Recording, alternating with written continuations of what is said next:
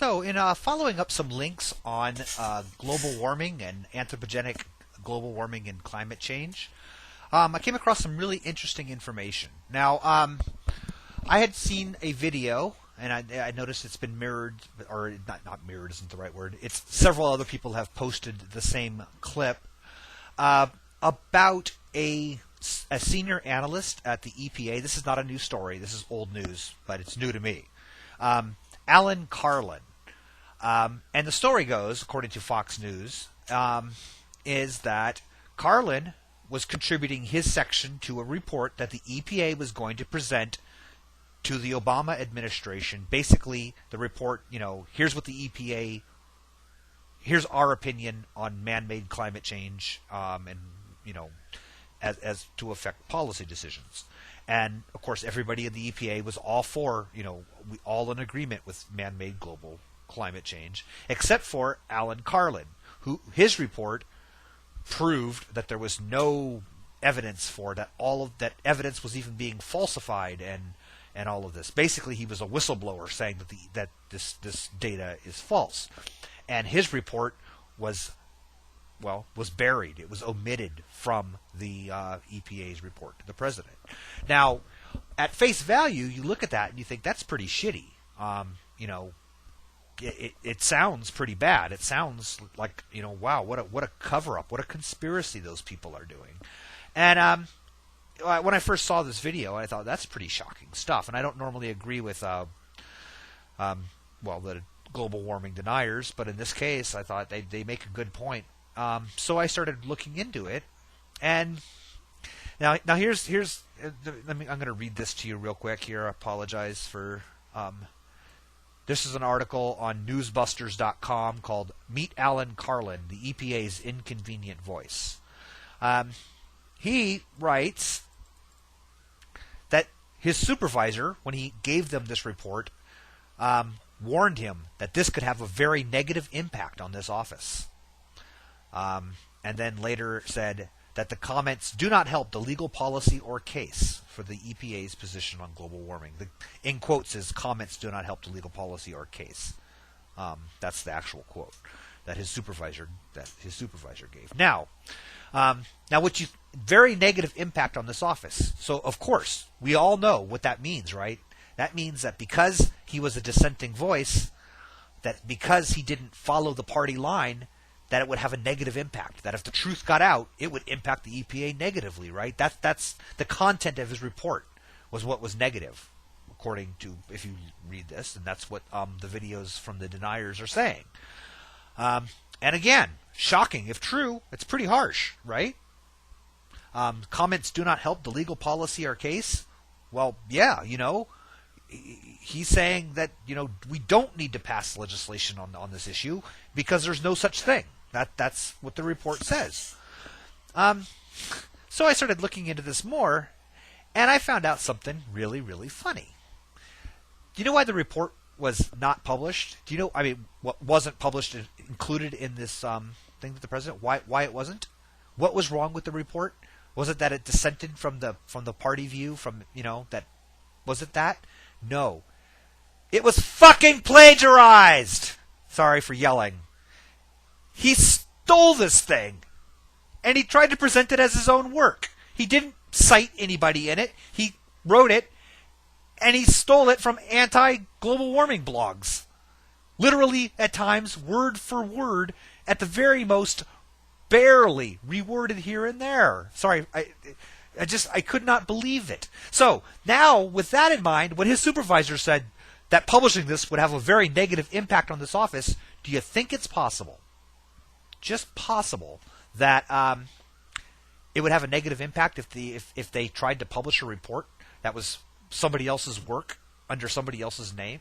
Do you see what I'm saying? In other words, wow, you just stole this, Bob, or Alan, you stole this information. We can't publish this because this could make us look really bad. Not because of the content, but because it's stolen. Now, don't believe me? I'm going to put links in the sidebar to one of the blogs that it was stolen from, and a link to, you can download, his report's actually available. You can download his entire report and read it yourself. So, but I want to read this one section right here. I'm going to put up a picture, and what I'm going to do is I'm going to show you a picture, a screen cap of his PDF file. Okay, this is what he tried to publish. All right, and I'm going to read from the blog at the what's the blog called? World Climate Report blog. Okay, and in case you wonder, he's not the writer of this. It's not like you could say, well, maybe he wrote it for the world. He didn't. This is somebody else's writing. Okay. What I have up here on the screen is again a screen cap of the from the PDF written by Alan Carlin, or well, claimed to be written by Alan Carlin. What I'm going to read to you now is from the World Climate Report, written by Patrick J. Michaels, from November 3, 2008. So you can follow along and see if you agree with me that these match up slightly, or that that there just may be a little plagiarism going on. We have often discussed the observed patterns of Atlantic tropical cyclone activity and what may lie behind them, and we generally have concluded, based upon both our analysis of the data along with a thorough review of the scientific literature, that identifying a statistically significant and robust human signal in the observed history of the Atlantic basin tropical cyclones, whether over the past 100 plus years or in recent decades, is untenable. We have largely come to this conclusion as the observed increases in hurricane activity in recent decades far exceeds that generally projected by climate models run with observed changes in anthropogenic emissions, and there is ample and growing evidence that the Atlantic hurricane record is characterized by multi-decadal oscillations that are tied to multi-decadal oscillations in ocean circulation, atmospheric circulations, and patterns of sea surface temperature variability.